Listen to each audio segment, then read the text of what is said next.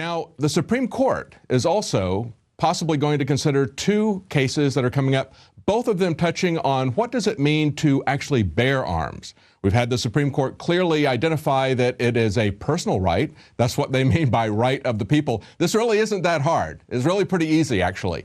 It's only when you try to prevaricate and argue over semantics that it gets complicated, when they try to muddy the water. Now they're trying to argue that, yes, you can have guns, but you can only have them inside your house. You know, go get in the closet. Lock yourself in the closet. This is a civil rights issue. This is an issue where gun owners need to come out of the closet. And so it looks like these two cases, one of them at least may come before the Supreme Court. They say the explicit guarantee of the right to bear arms would mean nothing if not protecting the right to bear arms outside of the home, says the NRA.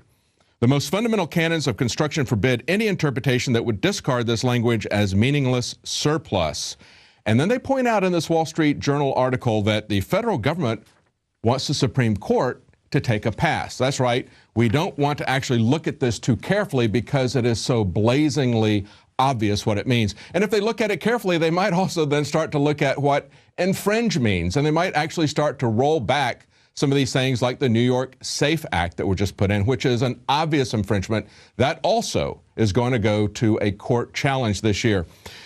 Now, we've seen this over and over again, and yet we've had yet another revelation of how they're going to use false flag events, how they're training the military to perceive gun owners, especially those who talk out about the Second Amendment, those who are talking about limited government, those who oppose Obama politically. They are increasingly seen as terrorists, and the military is being trained to treat us as such. We see in this article from Kurt Nimmo today, gun owners are considered to be racist terrorists who poison school children.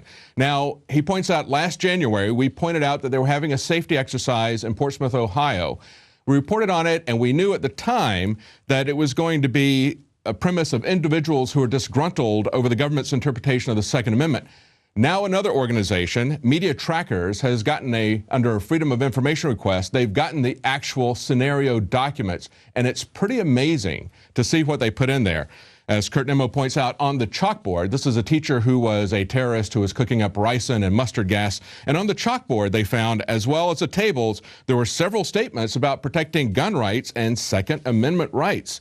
Yes, and at the time it was happening, look at how the local media reported this. They said, although this is a make-believe scenario, it's timely.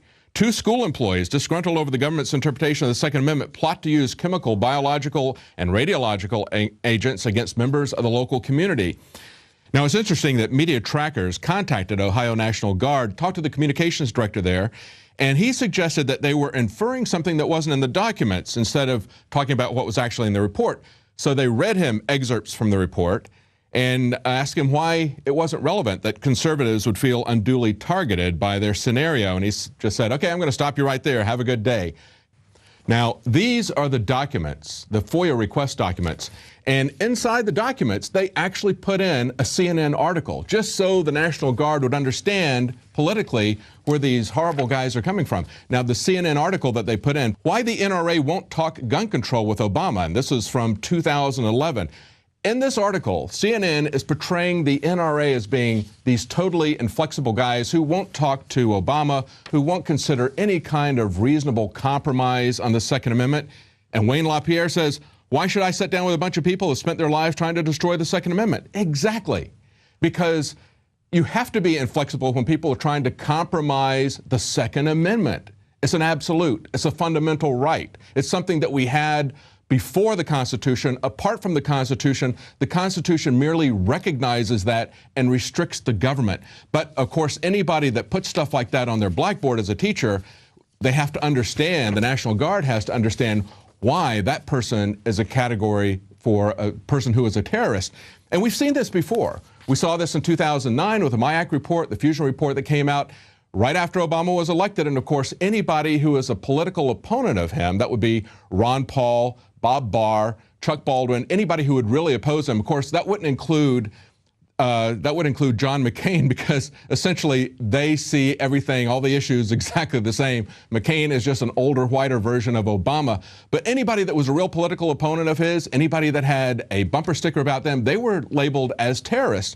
And then we saw in 2010, there was an Army scenario about an uprising in Darlington, South Carolina, where they talked about homegrown terrorists. Now, of course, these are people who were Tea Party activists who had taken over Darlington, South Carolina, because, again, they weren't happy with the government's interpretation of the Second Amendment. So they were extremists, they were right-wing, they were Tea Party. We didn't learn about that 2010 training scenario until August of 2012. When they started talking about that in an article in the Small Wars Journal. Now, that was a retired colonel and a history professor. The colonel is still teaching at Fort Leavenworth. But then they told us, don't worry, we're not singling out conservatives, gun owners for persecution, or Christians.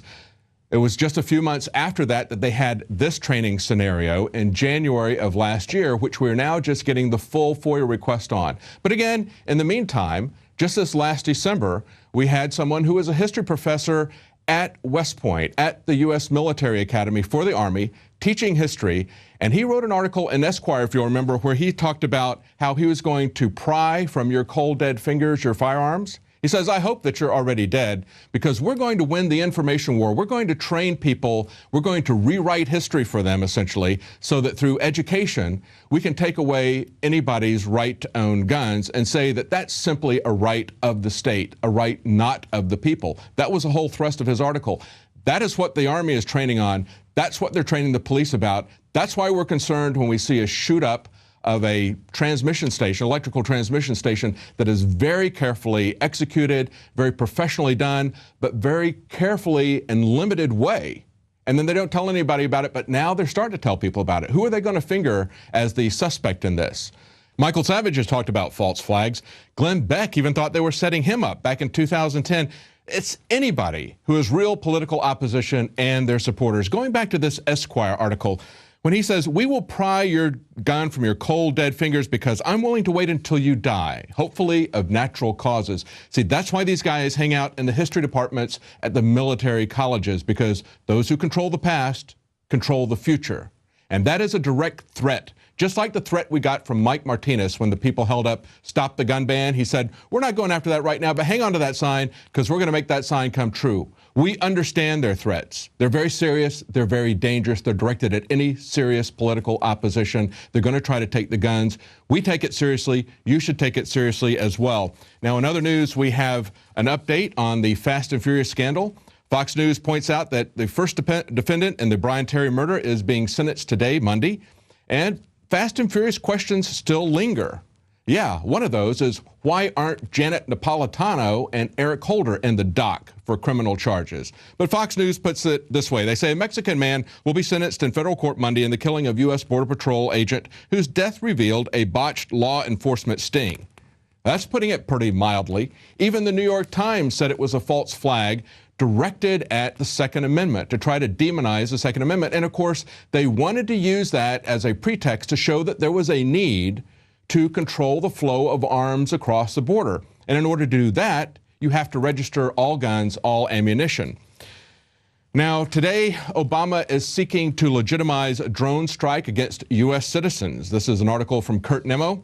He says the Justice Department is currently working with the Obama administration to make a case for attacking unidentified Americans. That's a quote from the Obama administration. Remember when we used to have a reason and legal authority before the government killed somebody, especially American citizens? But they also point out a memo released by the Justice Department claims that the government has the right, this is quote, has the right to kill U.S. citizens if they pose an imminent threat. You have to understand that this is the same government that in the NDAA, Section 1021, said that they could do that they could hold people indefinitely without trial by the military because they had an authorization for the use of military force.